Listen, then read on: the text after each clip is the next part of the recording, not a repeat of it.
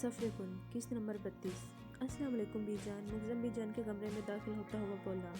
वालेकुम अस्सलाम, कैसे हो बच्चे? बीजान मुग़ज़म की तरफ देखती मुस्कुराकर बोली। मैं ठीक हूँ बीजान, मुझे आपसे एक ज़रूरी बात करनी है। मुग़ज़म इनके सामने बैठते हुए बोला। हाँ बोलो बीजान, मुग़ज़म की तरफ देखते हुए बोली। वो बीजान, मैं चाहता हूँ आप अलीज़ा को परसों नहीं बल्कि शादी से 2 दिन पहले इसके घर भेजें। मुग़ज़म बीजान की तरफ देखते खासा नरम लहजे में बोला।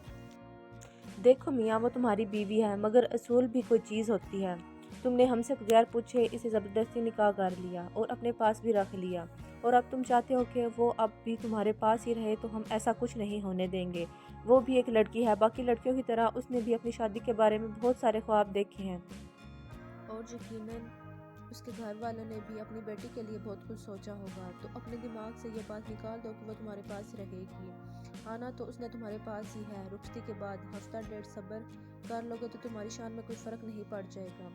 अलीज़ा जाएगी और परसों ही जाएगी, और तुम इसे छोड़कर आओगे खुद, ये हमारा हुक्म है, और इससे आगे हम एक भी बात नहीं सुनेंगे तुम्हारी। बीजान मुग़ज़म को एक ही बार में सारे जवाबात देकर इसकी बोलती बंद कर चुकी थी, जबकि मुग़ज़म तो बीजान को देखता ही रह गया। वो क्या कुछ सोचकर यहाँ आया कि वो बीजान को मना लेगा और वो मान भी जाएंगी, मगर यहाँ तो इसकी एक भी नहीं चली। बीजान, आप मेरी बात। अभी मुग़ज़म मज़ीद बोलता, बीजान ने इसे टोक दिया। हम फैसला कर चुके हैं और हम तुम्हें अपना फैसला सुना भी चुके हैं। अब हम मज़ीद एक बात नहीं सुनेंगे तुम्हारी।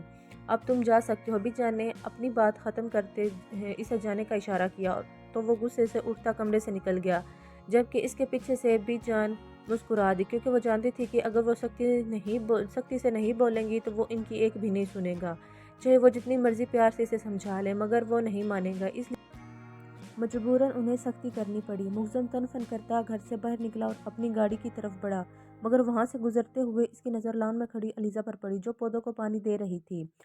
वो लंबे लंबे ढक बढ़ता इसकी तरफ गया और एक झटके से इसके हाथ से पानी वाला पाइप पकड़कर साइड पर फेंका और उसकी कलाई पकड़े खींचते हुए अपने साथ ले गया, जबकि अलीज़ा हकी बकी इसके साथ ही बेचते चली जा रही थी। इसे ज़रा अंदाज़ा नहीं था कि मुग़ज़म को इतना गुस्सा किस बात पर है। मुग़ज़म इसे लिए अपने कमरे में दाखिल हुआ, झटके से दरवाजे को बंद करता इसकी तरफ बढ़ा, जबकि अलीज़ा डर के 2 कदम पीछे हुई थी। बीजान को तुमने बताया है ना कि मैंने तुम्हें जाने से मना किया है? इसकी तरफ बढ़ते संजीदगी से बोला।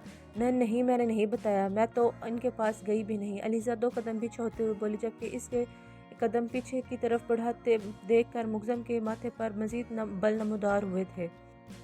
वो एक झटके से इसे अपनी तरफ खींचता तमाम तर कदमों का फासला मिटा चुका था, जबकि अलीज़ा किसी कटी हुई पतंग की तरह इसे सीने से आ लगी थी।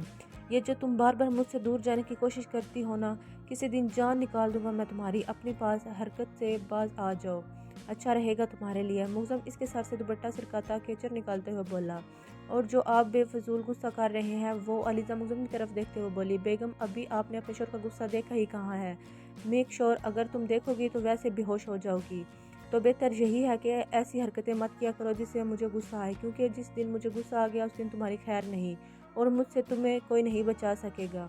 मुग़ज़म इसके बाल कान के पीछे करते हुए बोला। लेकिन मैंने किया क्या है? अलीज़ा को अभी तक ये समझ नहीं आ रही थी कि इसने ऐसा क्या किया है जो मुग़ज़म इसे इतनी सख्त वार्निंग दे रहा है। तुमने क्या किया है बेगम? तुम्हें इतना भी नहीं पता कि तुमने किया क्या है? मुग़ज़म अलीज़ा को और करीब खींचते हुए बोला। अलीज़ा ने नफ़ी में सर हिलाया। मतलब इसे नहीं पता? तुमने अपने शोर को पागल कर दिया और तुम पूछ रही हो कि तुमने किया क्या? इतनी भी मासूम नहीं हो अब तुम बेगम। मुग़ज़म इसके गाल पर लब रखते हुए बोला। जितने गुस्से से वो इसे कमरे में लाया था, इसे देखते ही इसका सारा गुस्सा हवा हो चुका था। वो चाह कर भी इस पर गुस्सा नहीं कर सका था। मैंने कुछ नहीं किया, आप फजूल में इल्ज़ाम मत लगाए करे। अलीज़ा मुँह बनाते मुग़ज़म की तरफ देखते हुए बोली। अच्छा तो वो किस पर लगाया करूँ? मुग़ज़म इसके निचले होंठ को अपने अंगूठे से रब करते हुए बोला। तो अलीज़ा ने घबरा कर पीछे होना चाहा। मुझे छोड़े मामा, नीचे मुझे किचन में बुला रही थी। अलीज़ा खुद को छुड़वाने की जद्दोजहद करते हुए बोली। चली जाना, पहले मेरी बात सुनो। वैसे तो मैं नहीं चाहता कि तुम परसों यहाँ से चली जाओ, मगर मेरी मजबूरी है कि मुझे भी जान का हुक्म मानना पड़ेगा। लेकिन मेरी भी इस फैसले में एक शर्त है। अगर तुम ये शर्त मानोगी तो मैं तुम्हें जाने दूंगा, और अगर नहीं मानोगी तो तुम मेरे साथ ही चलना बारात वाले दिन। मुग़ज़म अलीज़ा को लिए बेड पर बैठते हुए बोला, जबकि अलीज़ा इस बात पर ही खुश हो गई थी कि मुग़ज़म मान गया इसे भेजने के लिए। मुझे आपकी सारी शर्तें मंजूर है। अलीज़ा बगैर इसकी सुने जोश से बोली। पहले सुन तो लो, फिर मंजूर मंजूर भी कर लेना। मुग्ज़म मुस्कुराता हुआ बोला तो अलीज़ा ने सवालिया नज़रों से इसकी जानिब देखा।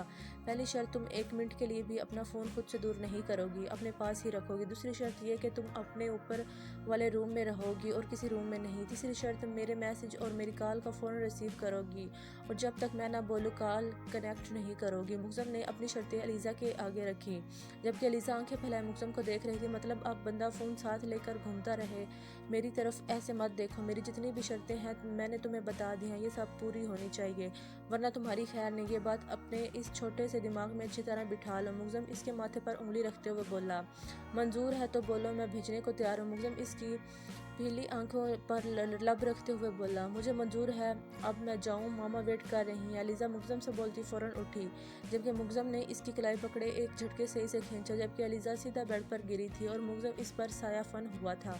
कल हम शॉपिंग पर जा रहे हैं, तैयार रहना। मुग्ज़म अपना चेहरा इसके चेहरे के करीब करते हुए बोला, जबकि अलीज़ा ने सख्ती से आंखें बींची थी।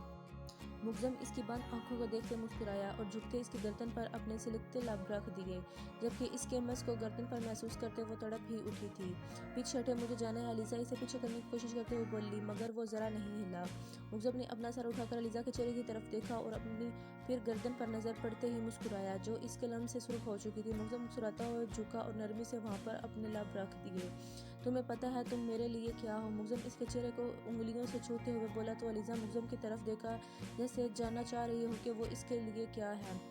जैसे मछली को जिंदा रहने के लिए पानी की ज़रूरत होती है, वैसे ही मुझे भी सांस लेने के लिए तुम्हारी ज़रूरत दरकार है।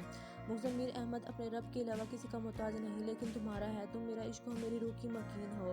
तुम मेरे बगैर रहना बेहद मुश्किल है, मगर ये सोच कर रह लूँगा कि आना तो तुम्हें मेरे पास ही है सारी ज़िंदगी के लिए, फिर दोबारा मैं तुम्हें कभी खुद से दूर नहीं जाने दूँगा। मुग्ज़म इसके माथे पर लब रखते हुए बोला, जबकि अलीज़ा मुस्कुरा दी।